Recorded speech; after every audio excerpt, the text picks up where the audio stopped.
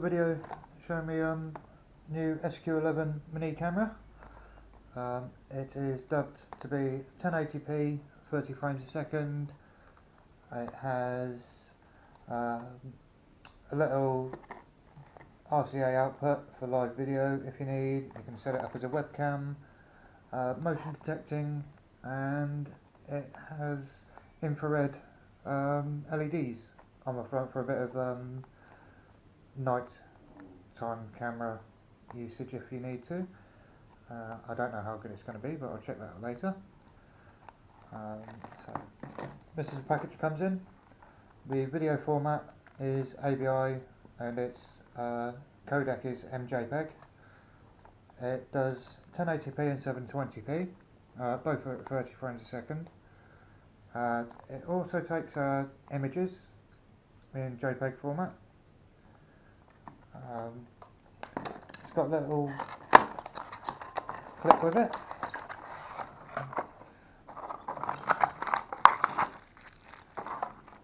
Okay. The cable it comes with, it's a dual purpose live out USB cable which plugs into the PC to provide the webcam functionality, and then this is the, looks like a little laptop or phone charger. It's not a normal micro USB of sorts or a micro USB B cable. However, you're not going to go without it. It comes in the box. Okay, this is the unit itself. It's got 6 infrared LEDs around the outside, a tiny little lens. The only other things on it, it has a mode button and an on-off button. Quite self-explanatory. The mode button switches the mode, on-off turns on and off, and it starts the recording, takes a picture, and it puts into the other modes. These are the clips you get with it. One's a wall mounting bracket, or maybe for a car DVR. This is almost like a hair clip or a clothes peg type clip.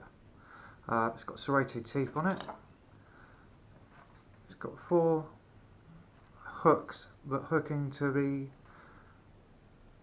recess bit on the camera itself. So for example, just line it up at the bottom and clip it in at the top, and you're able to clip it onto anything, for example like that. It's got some rotation to it, so you can orientate it whichever way you like. For example, 45 degrees, or you could have it upside down on a car windscreen sun visor for DVR functionality. With that, I shall remove the clip. It has a little pair of holes here for a lanyard. That's where your micro SD card goes, the charging cable goes, your microphone is up top here, and if worst comes to a worst and it doesn't do what you expect it to do, I believe this hole is where you can poke a pin to reset it. It's a nice small camera. You know, it's about the size. I've got rather large hands, but you know, it's about, I don't know, 20mm by 20mm.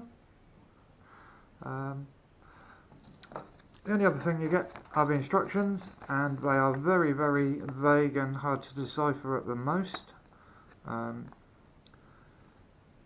You can gain information that you need to operate it from it, but it takes a little bit of trial and error. For example, to turn it on, you just press the power button. You have 2 LEDs that are visible here, which are a red and a blue. You turn it on and it goes to blue, which is 720 video. To start the video, you just press the power button once and the light goes up. You think it's gone off, but it is actually recording. To stop it again, you press the button once again and the lights will come back on. For example, change it to 1080p. 720's a blue light. Press mode once, it'll go to the blue light and the red light showing at the same time. Same again, a quick press will start the video recording in 1080p, and a quick press again will stop it.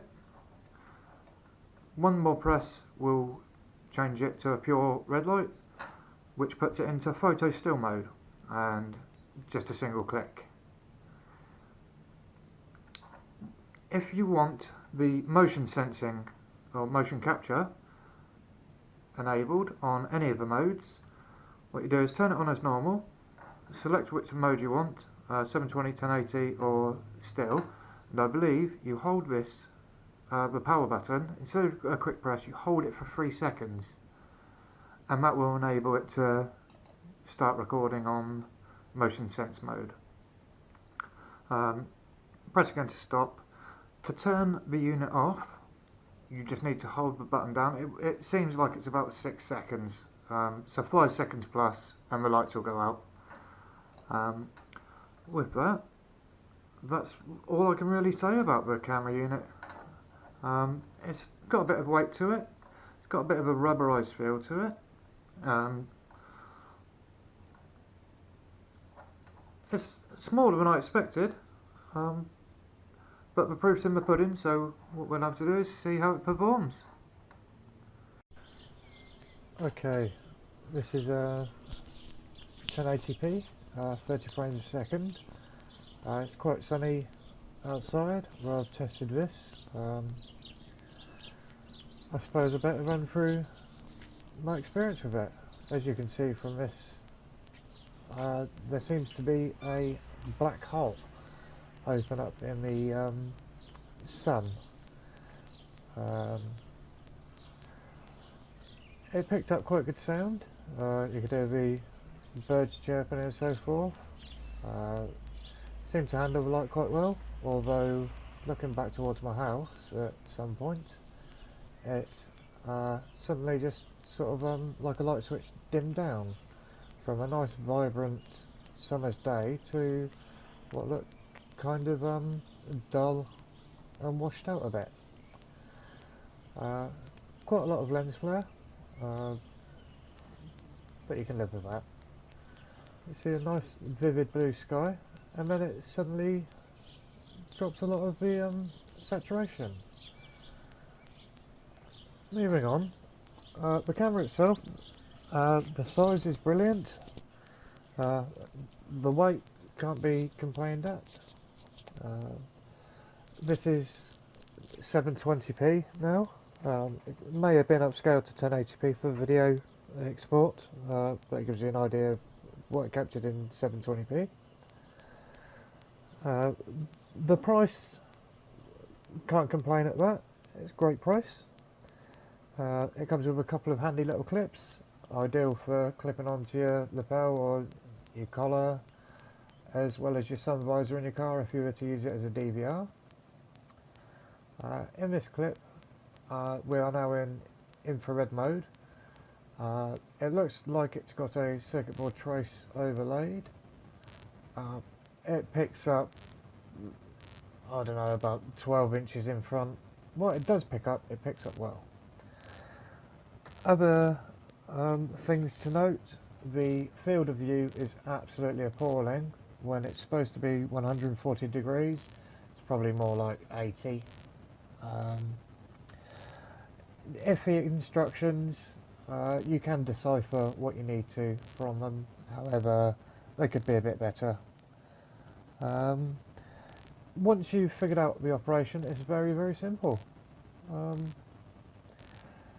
Would I recommend it? No. Would I recommend it if you were just in need of a little camera to document certain things without the need of professional, decent quality footage? Yeah. All in all, I'm quite happy with it. Thanks for watching.